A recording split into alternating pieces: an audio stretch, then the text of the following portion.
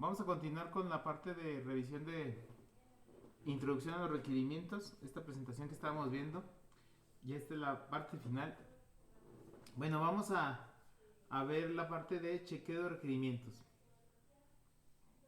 Bueno, para checar los requerimientos debemos de checar que la validez, la consistencia, la completitud y el realismo. ¿Qué significa esto?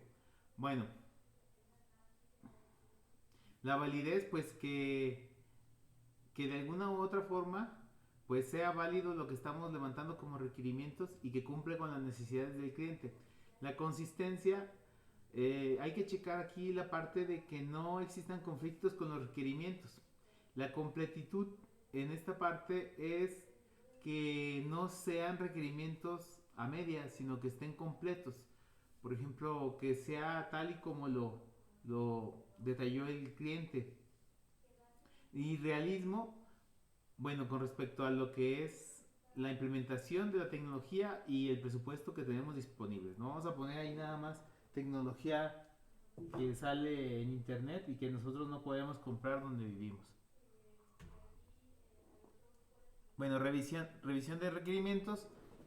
Aquí la presentación habla sobre qué tan seguido hay que revisar los requerimientos. Deben de ser de manera frecuente.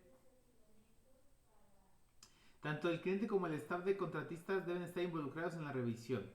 Y la revisión puede ser formales, con los documentos completos, o informales. Una buena documentación entre desarrolladores, clientes y usuarios puede resolver problemas con las primeras etapas. Bueno, recuerden que hay que estar en contacto con el cliente para que nosotros desarrollemos lo que nos está pidiendo y no desarrollemos lo que nosotros creemos que el cliente está creyendo que nosotros sabemos. Ayúdenos, por favor. Dejen ver quién es la primera de la lista. Ayúdenos.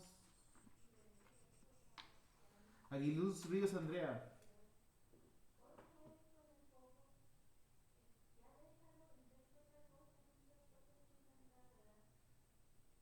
Verificabilidad. Pueden hacerse pruebas de los requerimientos. Entendibilidad. ¿Se comprenden los requerimientos? Búsqueda. Trace. El origen de los requerimientos está claramente establecido. Adaptabilidad. ¿Pueden requerimientos ser cambiados sin causar un gran impacto en otros requerimientos? Bueno, gracias. Bueno, verificabilidad es con respecto a la chequeo de la revisión. Pueden, aquí debemos de checar si a los requerimientos que nosotros estamos levantando se le pueden hacer pruebas en el sentido de que si se le hacen pruebas es porque no son requerimientos aislados y están bien plasmados. Si ni siquiera se le pueden hacer pruebas, pues hay que checar por qué lo levantamos. Por ejemplo, un requerimiento que estaba yo viendo que tenía que resolver es un requerimiento donde dice a la pantalla del cliente se le tiene que incrementar 50%. Ese requerimiento estaba yo revisándolo y no sé ni de qué se trata, no sé hacia dónde viene, de dónde viene, en qué pantalla es o en qué etapa es y qué es lo que se quería realizar. Entonces, ¿cómo lo puedo resolver ya desarrollándolo? Porque no se levantó de manera correcta el requerimiento y no se verificó para ver dónde se entiende. Y va muy de la mano con la entendibilidad. Pues no me dice nada el requerimiento. Al final ese requerimiento se completó en una junta que se tuvo con el cliente, pero no se entiende dónde está, a qué punto está amarrado. Y aquí tiene que ver mucho la trazabilidad. En este caso, hay que buscar de dónde sale ese requerimiento, si un requerimiento es específico y único o sale de una modificación ya del sistema en algún punto de la evolución del desarrollo del mismo sistema.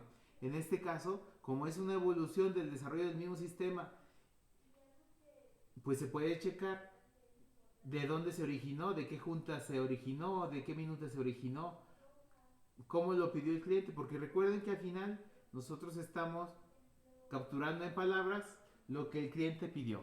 Y adaptabilidad, aquí nos dice que si se puede ser cambiado el requerimiento sin un gran impacto en otros requerimientos.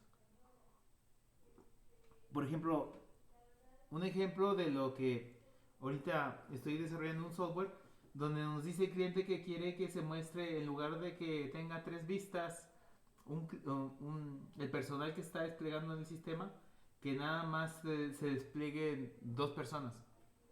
De los 5 que se iban a desplegar, nada más se deben desplegar 2.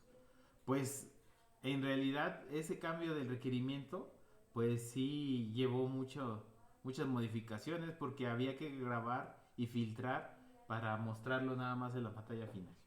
Entonces hay que checar que sean adaptables los requerimientos y que no dependan de muchos cambios para si se necesitan cambiar. Bueno, chequeo de consistencia automatizado.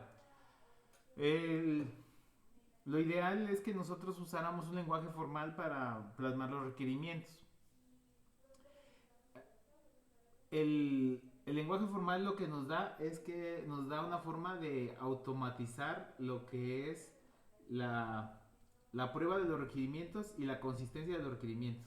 En este caso, nosotros como estamos escribiendo en un documento de Word, pues no hay ninguna formalidad ahí más que lo que metamos en UML.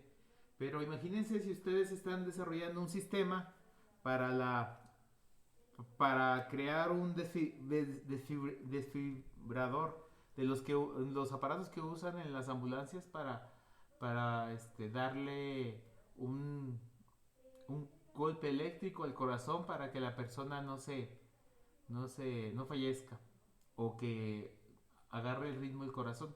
Imagínense que van a hacer un sistema que controla ese aparato. Entonces, como depende de las vidas de una o muchas personas, pues no se van a levantar los requerimientos de manera normal. Se utiliza un lenguaje formal. Por ejemplo, yo el que he utilizado es uno que se llama Cent, y ese lenguaje formal es basado totalmente en lógica de predicados.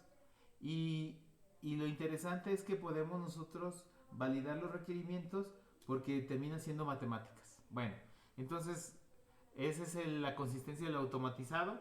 Un requerimiento es un lenguaje formal.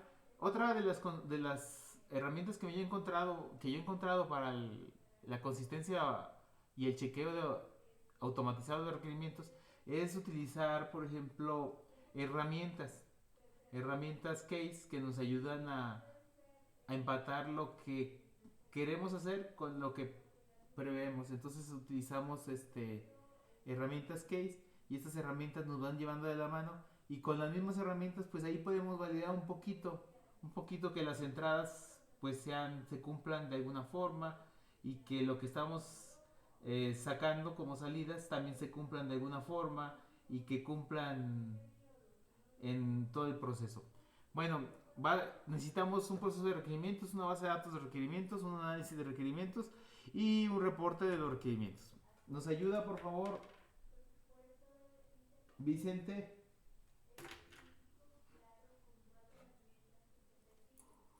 El documento de requerimientos debe ser organizado de tal forma que los cambios en los requerimientos puedan ser hechos sin tener que reescribir demasiado. Las referencias externas deben ser minimizadas, y las selecciones del documento deben ser tan modulares como sea posible. Los cambios son más fáciles cuando se trata de un documento electrónico. Sin embargo, la falta de estándares para documentos electrónicos lo hacen difícil. Bueno, gracias. Necesitamos un documento donde se vayan llevando los control de cambio de requerimientos para poder tener un registro y poder tomar acciones en lo que nosotros podamos ir modificando los requerimientos. Recuerden que los requerimientos es lo único que vamos a estar seguro que van a cambiar. Evolución de requerimientos, perdón. Nos ayuda Martínez Valdés, Omar Francisco. Evolución de requerimientos. Los requerimientos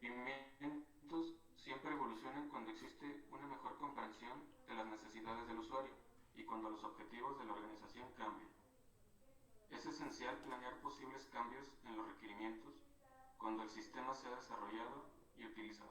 Bueno, gracias.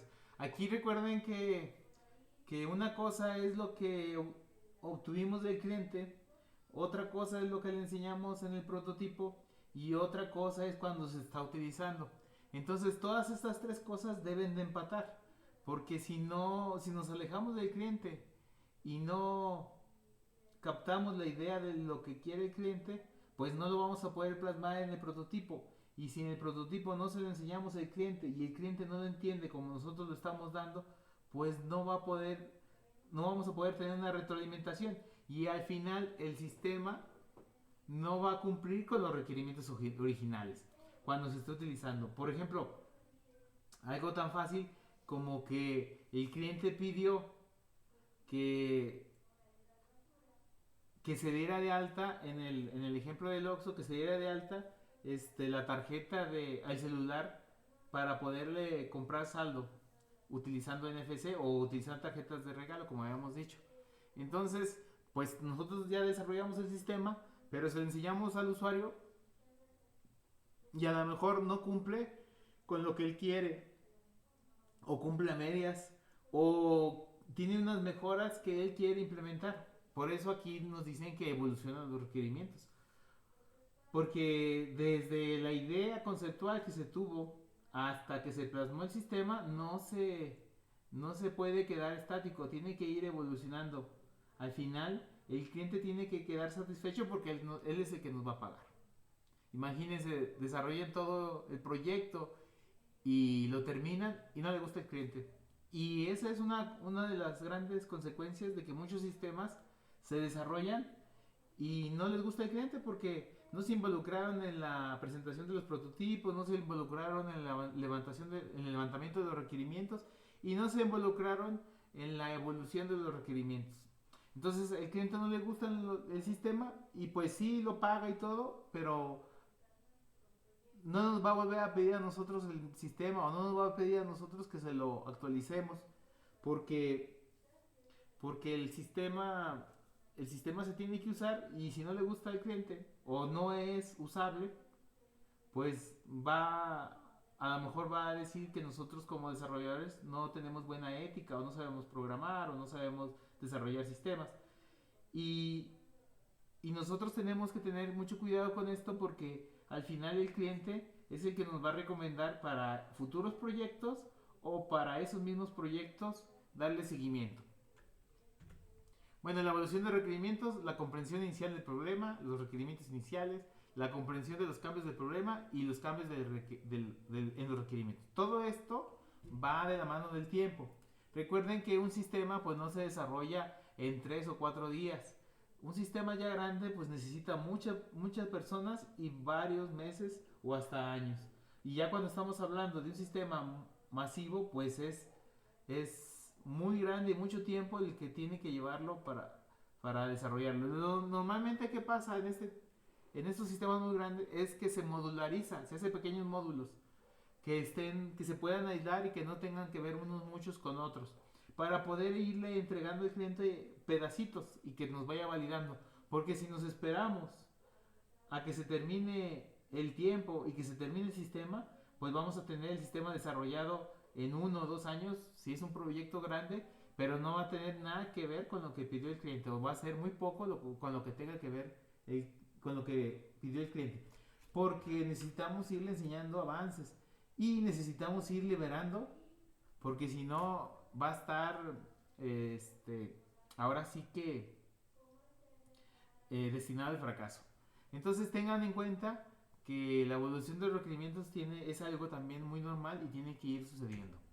Bueno, la evolución controlada, dado que los requerimientos van a ir evolucionando, pues tenemos que llevarlos de alguna u otra forma controladas y tenemos que llevar un documento donde se vea la implementación de ese requerimiento, el cambio que se sugirió, y aquí llega algo que ver, que es la versión de el controlado de el versionado del sistema y el control de cambios. El control de cambios es una herramienta que nos ayuda a nosotros como desarrolladores para ver todas las modificaciones que pueden ir dando en el sistema, ya sea en la parte de los requerimientos o en la parte final del sistema. Como vemos en la diapositiva, aquí tenemos una inconsistencia de los requerimientos del sistema y ahí porque hay un cambio de los requerimientos y se ven plasmados en un documento de los requerimientos con un versionado y así se ve plasmado con la implementación del sistema con un versionado diferente y con la documentación modificada con una secuencia de versionado de los requerimientos y del sistema. Entonces, cuando nosotros vemos un sistema que tiene versión 1.5, versión 1.5.1, versión 1.5.2, versión 1.5.6, versión 1.6. Este versionado no es nada más que un control de cambios que se fueron llevando a cabo dado en los requerimientos o en la funcionalidad que fue evolucionando en el sistema. Y es muy importante porque nos ayuda mucho en el control de cambios para saber y para visualizar cuál es una rama de cómo han sucedido esos cambios y podernos irnos para atrás y poderle darle mantenimiento a nuestro sistema. Bueno, algunas herramientas que se utilizan para el control de cambios, pues hay muchas. La más popular ahorita yo creo en el mercado es Git y con su opción en línea que es GitHub, pero hay muchas herramientas, tanto herramientas que se montan en Git como Kraken Git, como hay las herramientas de los IDE de desarrollos que también utilizan o implementan el control de versiones ya dentro de su propio entorno, como Visual Code, que ya tiene su propio Android Studio, que tiene ahí implementado y la conectividad con Git y con otros controles de versiones. En mi caso yo utilicé SVN, que ya Tortoise SVN, que también era más antiguo, pero con la fuerza que ha agarrado y con la popularidad y con el soporte que le han dado a Git, pues yo creo que Git llegó para quedarse y es una herramienta para nosotros como utilizar Microsoft Word. Entonces les recomiendo que se enseñen a usar Git, aunque sus proyectos sean muy sencillos, y vean cómo se lleva esta línea de control de tiempo y puedan ustedes moverse para adelante y para atrás, para al final que nosotros estemos desarrollando un software, pues veamos que sin ese control de versiones, pues es muy difícil llevarle mantenimiento y muy difícil llevarle control de lo que estamos, porque si no lo hacemos así, vamos a caer en los proyectos tales como versión 1, sí, versión 2, sí, versión 3, sí, versión 4, sí. Y no podemos ir viendo el cambio consecutivo, sino que nada más es un cambio final. Entonces yo les recomiendo que se metan a esto de las herramientas, utilicen Git, pueden utilizar cualquier herramienta que vaya amarrada con Git. Y es una herramienta básica en el desarrollo de software.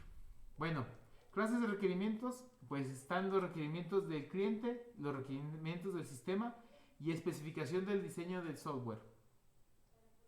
Y depende de la audiencia de a quién va dirigido. Bueno, requerimientos de acuerdo a sus características, pues pueden ser funcionales o no funcionales, ya habíamos platicado de ellos también, que se separan en que añaden funcionalidad al sistema o no añaden funcionalidad. Y podemos clasificar también los requerimientos de acuerdo a las características. Por ejemplo, requerimientos de dominio, requerimientos de datos y requerimientos de interfaz. Nos ayuda, por favor, Mesa Cruzara.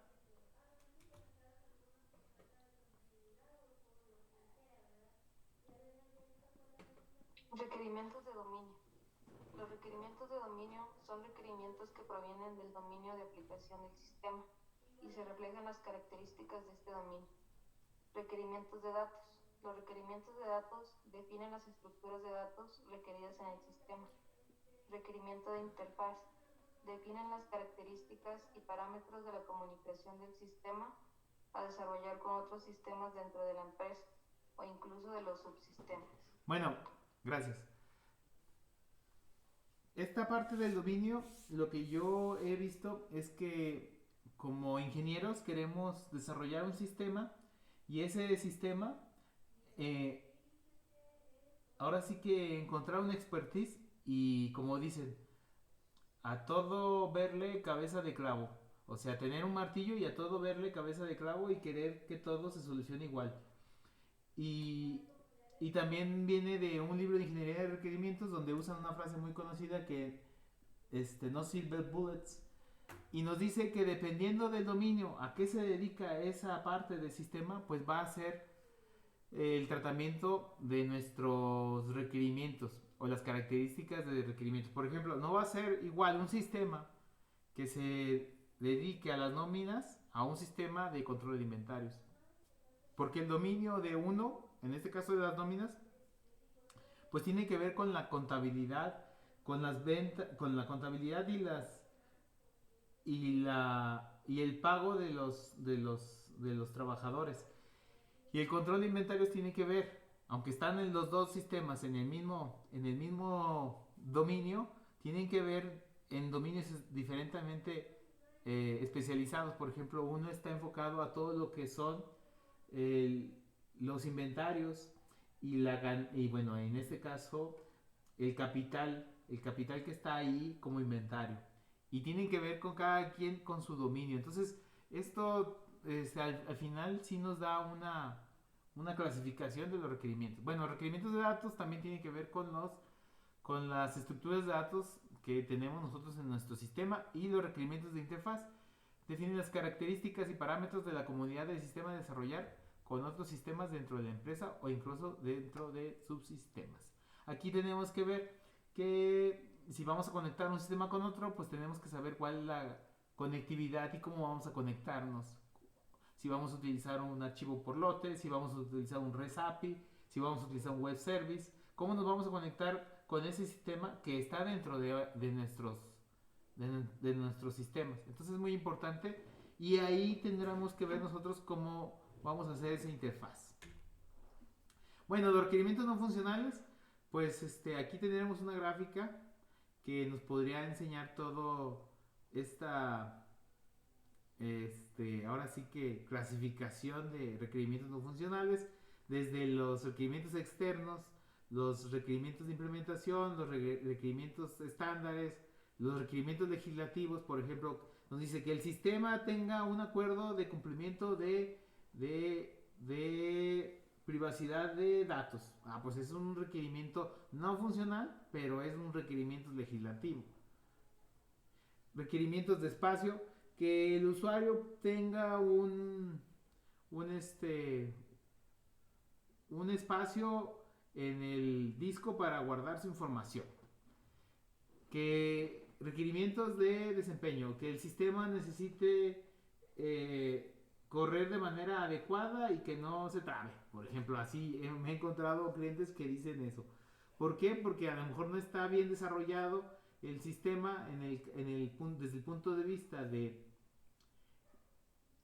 la arquitectura de software y pues tiene muy marcado el cliente que no quiere que batalle su sistema. Entonces es un requerimiento de desempeño. Y así cada uno de estos que al final los podemos clasificar como requerimientos no funcionales. Desde los requerimientos de ética hasta los requerimientos de usabilidad. Que el sistema sea usable. Que tenga los colores de la institución. Que tenga advertencias de color rojo para cuando borramos nosotros los datos. Esos son requerimientos de usabilidad y que tienen que ver mucho con los requerimientos no funcionales. Bueno, las clases de requerimientos nos ayuda, por favor, Montelongo Arzatecista.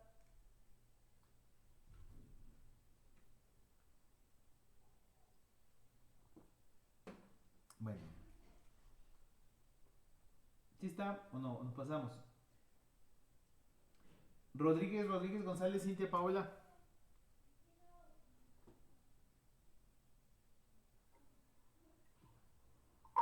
Requerimientos perdurables, requerimientos estables de actividades de la organización del cliente. Por ejemplo, un hospital siempre tendrá doctores, enfermeras, etc. Puede ser derivado de modelos de dominio. Requerimientos volátiles. Los requerimientos cambian durante el desarrollo o cuando el sistema está en uso. En un hospital, los requerimientos se derivan de las políticas salud ciudadanos. Cuidados. Bueno, gracias.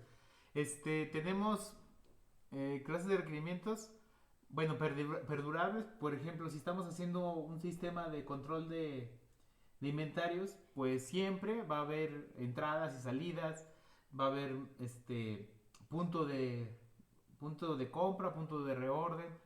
Son cosas que siempre vamos a tener, aunque cambiemos de dominio. O sea, si es un sistema para control de inventarios en la parte de enfermería, pues tiene que tener sus entradas, sus salidas, su punto de reorden. Así es un sistema de control de productos de una ferretería, tiene que también tener lo mismo. Son requerimientos perdurables y casi siempre esos requerimientos tienen que ver mucho con lo que, de que se trata el sistema. Y algunos pueden ser derivados del modelo de dominio. En este caso, como decíamos aquí, pueden ser enfocados del ejemplo del hospital, pues todos los hospitales tienen doctores y todos los hospitales tienen enfermeros. Pero si cambiamos de dominio, pues y hablamos de una ferretería, pues no todos tienen doctores ni enfermeras. Si hablamos de requerimientos volátiles, pues son aquellos que cambian durante el desarrollo.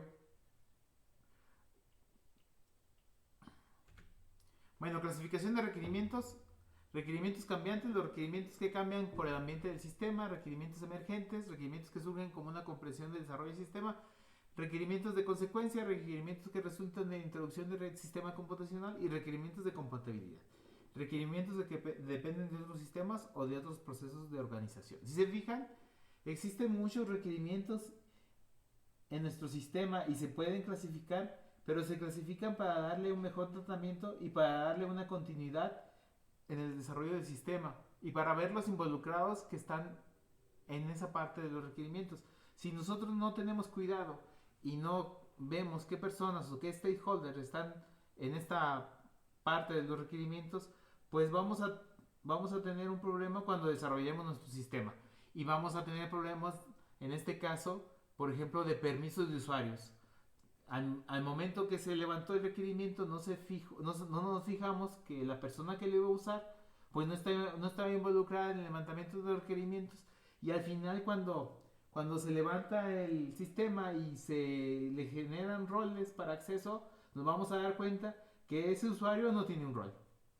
Eso nos pasa, por ejemplo, a nosotros en el sistema que tenemos de control escolar, que es un sistema que se desarrolló para un tecnológico especial, en este caso un federal, lo traen, nos lo prestan a nosotros y quieren que nosotros lo implementemos. En este caso, no existen los mismos roles de un tecnológico descentralizado a un tecnológico federal. Pareciera que es lo mismo, pero ya, y cuando se utiliza no empata. Entonces, resulta que unas personas pueden ver unas cosas, en este caso un puesto puede ver unas cosas, y otro puesto puede ver otras cosas, porque allá en el Tecnológico Federal, donde se desarrolló y se levantó los requerimientos, existía un rol y un puesto, y ese puesto tenía ciertos permisos para ver en el sistema. Lo trasladamos a nuestro tecnológico, ese puesto no hace las mismas cosas. Existen más puestos o menos puestos que hacen lo mismo, entonces no empata. ¿Y qué sucede? Pues que no podemos nosotros empatar los requerimientos con las personas que los están usando. Y aquí tiene que ver mucho con los requerimientos cambiantes, emergentes, de consecuencias y compatibilidad. Bueno, medidas en los requerimientos no funcionales, propiedades, medida, velocidad, transacciones por segundo, tiempo de respuesta a eventos, tamaño, número de líneas de código, número de bytes, y facilidad de uso, tiempo de entrenamiento y número de ayudas, confiabilidad, errores permitidos por unidad de tiempo, medida de tiempo por fallo, disponibilidad en tiempo, robustez, tiempo para restablecer después de fallo, porcentaje de fallos que causan caída del sistema y portabilidad, facilidad de transportar a otros sistemas operativos o lenguaje. Bueno, son las medidas que tienen los requerimientos no funcionales. Muchos de ellos yo creo que ya las han oído, tiempo de respuesta de evento. Número de líneas de código va a ser un tamaño para decir de qué tamaño está en nuestro código, es el tamaño estándar, puede ser líneas de código, puntos de función, puede ser casos de uso y se utiliza para dar un estimado. Entonces, cuando hablamos de requerimientos no funcionales, que nos diga el cliente, ¿no sabes qué? Quiero que mi sistema no pese más de 4 kilobytes. Pues es un sistema a lo mejor muy pequeñito y que va a ser una funcionalidad muy específica y debe tener, es contemplado en el tamaño y el número de bytes. Y así facilidad de uso, que sea usable, que pueda dar clic y que me muestre una ventana, que me salgan ordenados. Esa es facilidad de uso.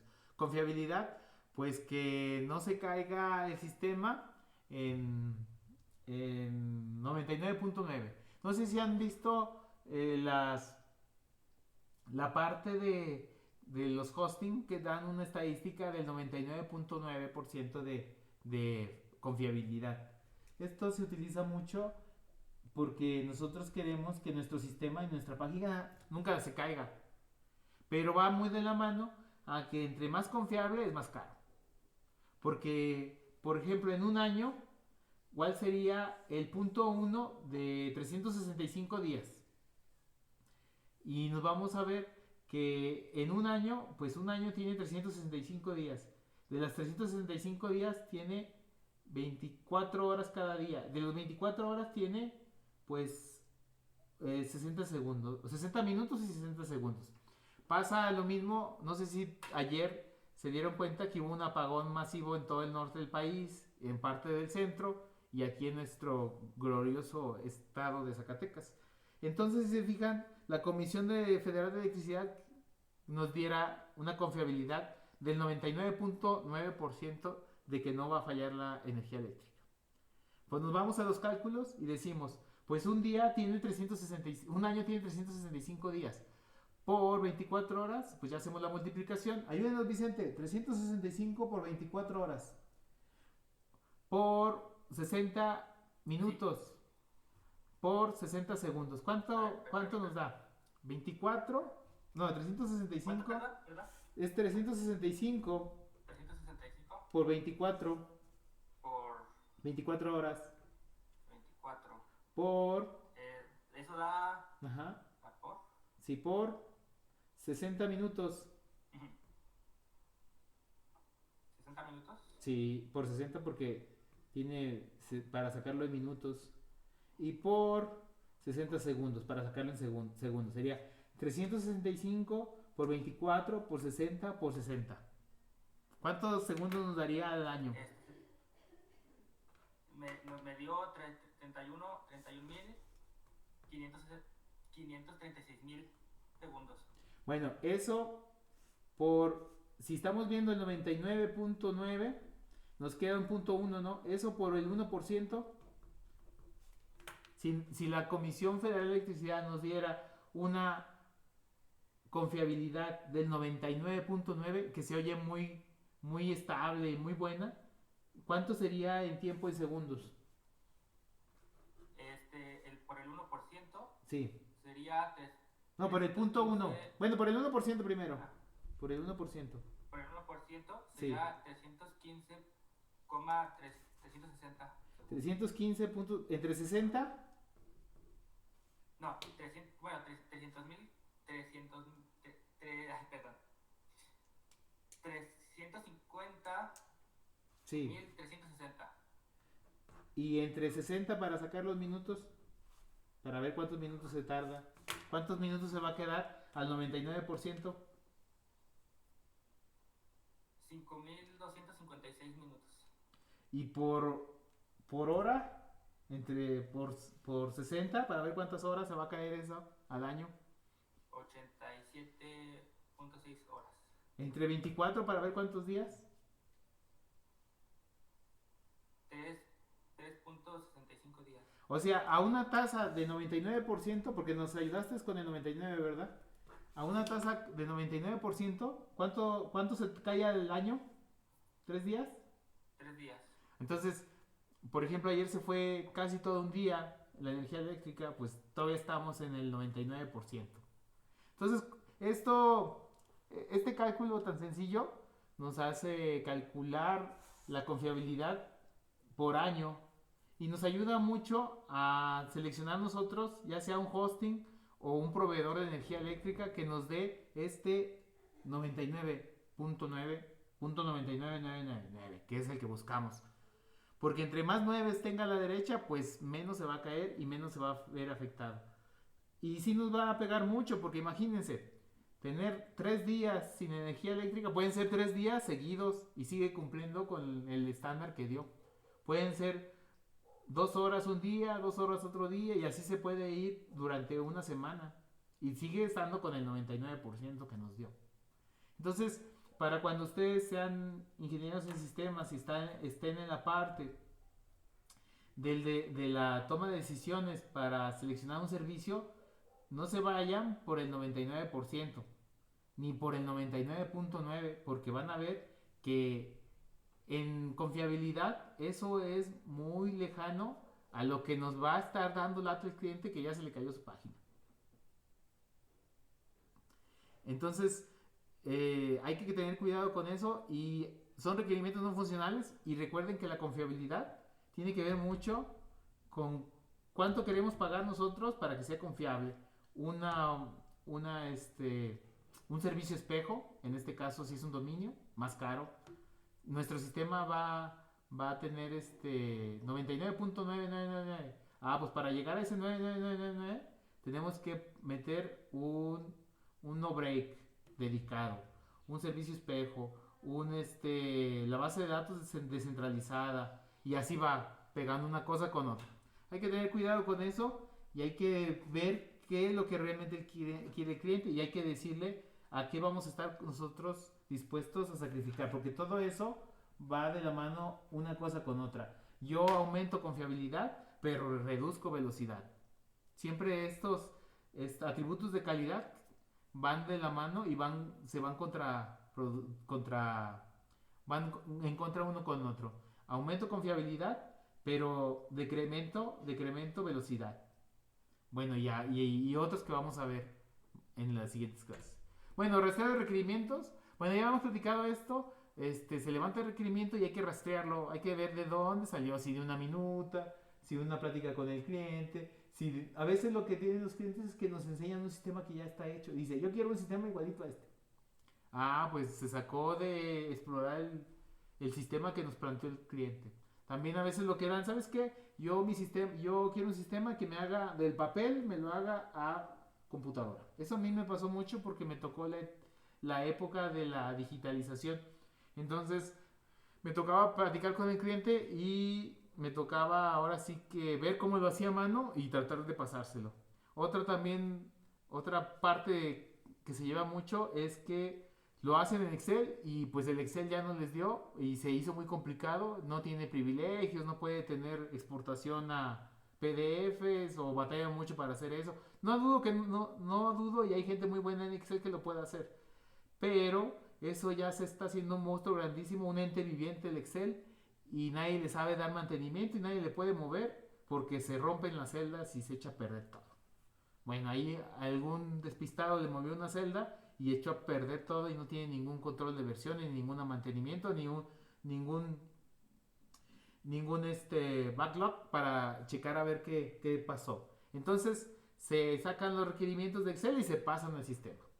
Bueno, entonces, ¿de dónde son las fuentes? De ver sistemas ya hechos, de ver documentos, páginas, información, de ver minutas, y nos sirve para saber de dónde salió ese dichoso requerimiento que nos está dando lata en la etapa de desarrollo. Para eso es, para que no estemos inventando cosas que no nos va a pagar el cliente, y para que lo que estamos haciendo nos lo va a pagar. Bueno, el rastreo de requerimientos, bueno, ahí viene lo mismo, y más o menos se utiliza una matriz de rastreo, así como la que se ve en la pantalla, para saber cómo de un requerimiento dado, por ejemplo de 1.1, dónde se va a ir rastreando, de dónde surgió, cómo se va llevando, con qué otro requerimiento va a empatar. Y se utilizan herramientas de soporte case para almacenar los manejos de los cambios y el manejo del rastreo. Ya vieron que hay muchos tipos de requerimientos y es muy complejo, y es una etapa muy crítica. Si la regamos en los requerimientos, vamos a estar haciendo cosas que no nos pidió el cliente, y que no le ayudan a nada y que no nos van a pagar. Entonces, como es algo muy especial, tenemos que utilizar todas las herramientas posibles para que nos ayude a que lo que nos pidió el cliente es lo que vamos a desarrollar y es lo que va a aceptar al final. Nada más, todo, al final todo cae en dinero. Y bueno, dinero o tiempo. O nos llevamos mucho tiempo para hacer lo que nos pidió el cliente, o nos estamos llevando mucho tiempo para cosas que ni siquiera nos la pidió y se ve mucho aquí en los requerimientos. Y yo creo que ustedes lo han visto. Cuando les encargan los proyectos, les dicen, ¿saben qué? Hagan un sistema que sume 2 números. Bueno, ya, el chiste era hacer un sistema que sumara 2 números, pero pues no falta el que le gusta que le poner pues colorcitos verdes y rojos y amarillos. Que ponerle una imagen de Goku ahí haciendo la Genkidama, pues que haciendo una animación. O sea, nada que ver con la suma de 2 números. Ya perdí mucho tiempo con los requerimientos iniciales que eran sumar 2 números. Al final es funcional, pero ¿cuánto me tardé más en meterle la suma ¿cuánto me tardé más a lo que era lo inicial, que era sumar 2 números? Entonces hay que tener cuidado con eso porque al final todo cae en dinero y tiempo. Factores sociales y organizacionales. Los sistemas de software se usan dentro de un contexto social y organizacional. Esto puede influir o dominar los requerimientos del sistema. Los factores sociales y organizacionales tienen influencia en todos los puntos de vista y los analistas deben ser sensibles a estos factores, aunque no existe una forma sistemática de enfrentarlos. Bueno, por ejemplo, factores sociales. Imagínense que ustedes están haciendo un sistema de control de inventarios para una clínica y ahorita se levantaron antes del COVID y ahorita hay un factor social que se llama COVID, pues hay que adecuarnos a lo que está en nuestro ambiente y hay que ahora sí que irnos de la mano y no podemos estar aislados en una burbuja donde nadie nos toque y nos voltee a ver porque no queremos que cambien los requerimientos porque hay que retrabajar. Bueno, entonces a eso más o menos se refiere y tiene que ver con los factores sociales y organizacionales. Bueno, aquí viene un ejemplo. Considera un sistema que permite a los administradores accesar información sin consultar con los operadores del sistema. Estatus de la administración. Los administradores consideran que ellos son demasiado importantes como para tener que usar un teclado de computadora. Esto podría limitar el tiempo interfaz hombre-máquina. Responsabilidades de la administración. Los administradores podrían no tener tiempo para aprender a usar el sistema. Y la resistencia organizacional. Los administradores podrían no dar información completa o incluso dar información errónea para que el sistema falle. Bueno, aquí hay algo que no habíamos platicado y que se me hace muy rescatable, que se llama resistencia organizacional y se refiere a la parte de que mucha gente, y más me tocó a mí en esta evolución del desarrollo de sistemas, hay mucha gente que no quería que se implementara un sistema porque tenía miedo a perder su trabajo. Entonces te encuentras a que no te dan los requerimientos, te dan la información incompleta, te dan documentos ahí todos desactualizados, documentos faltantes y es resistencia al cambio y que a veces nosotros como desarrolladores de software, ingenieros de requerimientos tenemos que llevar. Etnografía. Un científico gasta una cantidad de tiempo considerable observando y analizando cómo trabaja la gente. La gente no tiene que explicar o articular su trabajo. Se observan los factores de más importantes sociales y organizacionales. Es importante observar cómo trabaja la gente para producir mejores diseños. Bueno, aquí habla que nosotros a veces tenemos que hacer el papel de ser un poco de científicos y ver cómo se mueve el proceso administrativo para poder capturarlo sin influir en él, porque a veces cuando las personas saben que están siendo observadas o evaluadas, cambian su comportamiento. Y si nosotros vemos un comportamiento diferente al que nosotros vamos a plasmar en el sistema, pues no nos va a empatar nunca. Y por eso habla de esta parte. Requerimientos. Ya sabemos qué funcionalidad se les pide a este sistema. Ya vamos a terminar. Bueno, aquí ya sabemos qué funcionalidad se les pide a este sistema. Hay una base de datos del banco, un sistema de comunidad del banco, análisis de riesgo, sistema de control de cajero automático, cliente, representante del banco, personal de mantenimiento. Bueno, ¿qué funcionalidad se le pide a este sistema? A ver, ¿quién me podría ayudar? Ayúdennos. A ver, vamos a ver. Omar, ¿está Omar? Sí, profe. ¿Qué cree que le piden a este sistema? ¿Cuál será la funcionalidad que se le pide? Pues es un sistema de banco, ¿no? Sí, ¿Pudiera ser un cajero automático? pero a ver, descríbalo como un requerimiento. El sistema generará, el sistema. El sistema deberá tener un sistema de comunicaciones, un sistema de control y conteo de billetes, una interfaz hombre-máquina de pantalla con teclado. Bueno, pero recuerda, pero bueno, ahí estábamos sacando los requerimientos, ahora ábrelo como funcionalidad. ¿Qué tiene que hacer el sistema? Así a grandes rasgos, ¿qué cree que es eso? O sea, ¿qué funcionalidad? ¿Qué hace? A grandes rasgos, es un sistema que se comunica con la base de datos del banco, para entregar pues el dinero a los clientes, ¿no? Sí, al final sería un sistema de cajero, ¿no? Bueno, ese Sí. sería un sistema de cajero, por eso tiene un circulito ahí. Y la funcionalidad, ¿qué funcionalidades tiene un sistema, un de cajero?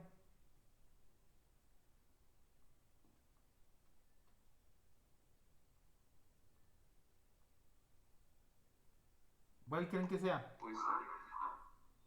Pues sería ese el principal, ¿no? Que se comunique con el banco, para que consulte la base de datos y entregue el dinero a los clientes. Sí, la funcionalidad sería entregar dinero, ¿no? O Sí. sea, entregar dinero al cliente previa validación. Pues ahí la validación, pues como dice usted, va a la base de datos y valida.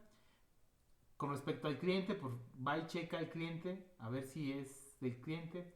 Dentro del sistema controla y cuenta los billetes para darlo. Hace un sistema de comunicación porque se tiene que conectar con la base de datos del banco, con todo lo que tenga que ver ahí. Va a leer una tarjeta de crédito, que es la que le va a pasar a usted. Y va a tener una pantallita con la que se va a comunicar. Bueno, más o menos, al final la funcionalidad es entregar dinero a un cliente de un banco, ¿no? Eso es lo que hace este sistema. Bueno, en resumen, ya terminamos. Es muy difícil formular una especificación de requerimientos completa y consistente. Sí, es muy difícil. Ya vimos que hay muchos requerimientos y son algunos muy, muy importantes porque nos van a ayudar a que nos paguen o no nos paguen y a terminar en tiempo y forma. Y la otra es una definición de requerimientos, es una especificación de requerimientos y una especificación de software. Son una manera de especificar el software para diferentes tipos de lectores.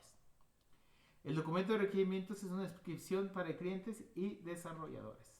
Los errores en los requerimientos son usualmente muy caros de corregir una vez desarrollado el sistema. La revisión debe involucrar al cliente y al staff de contratistas para validar los requerimientos del sistema. El establecer requerimientos está relacionado con las actividades del cliente para el software. Los requerimientos volátiles dependen del contexto en el que se usa el sistema. Y se acabó. Bueno.